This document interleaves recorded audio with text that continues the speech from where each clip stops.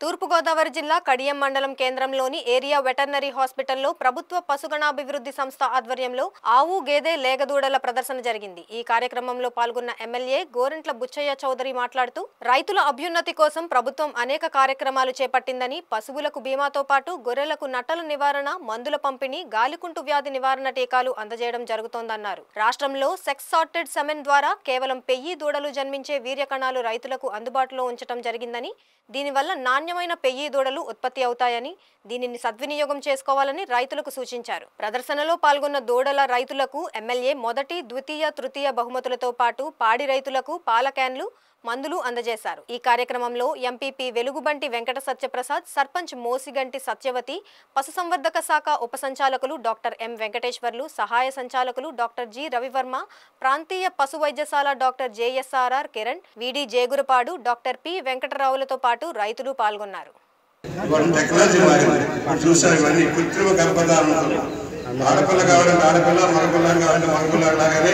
పశువుల్లో కూడా ఎక్కువ పాల ఉత్పత్తి తయారయ్యేటువంటి కోసం లేక దూడలను తయారు చేసేదాని కోసం ఈ కార్యక్రమం ఇచ్చి సక్సెస్ఫుల్గా వెళ్ళారు। చాలా ఆనందంగా ఉంది।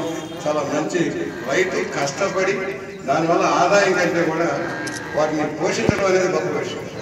దాంట్లో పెద్ద ఆదాయం రాదు, అది ఇంటికి ఆహ్లాదకరంగాను పశువులు చూడటానికి చాలా చక్కగా ఉండేదానికోసం వాటిని తీర్చిదిద్దుతున్నందుకు రైతులందరినీ అభినందిస్తూ ప్రభుత్వం మీ తరఫున పనిచేస్తుంది।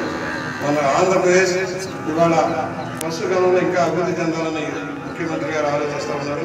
మరి ఎట్లాగైతే మత్స్య సంపదలో అగ్రగామిగా ఉన్న ఆంధ్రప్రదేశ్, పశు సంపదలో కూడా అంతే అగ్రగామిగా ఉండాలి।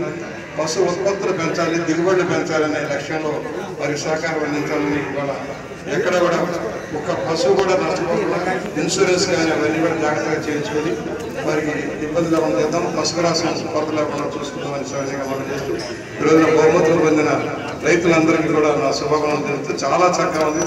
నాకు కూడా సరదాగా తీసుకెళ్ళి ఇంట్లో పెట్టుకుంటే సరదాగా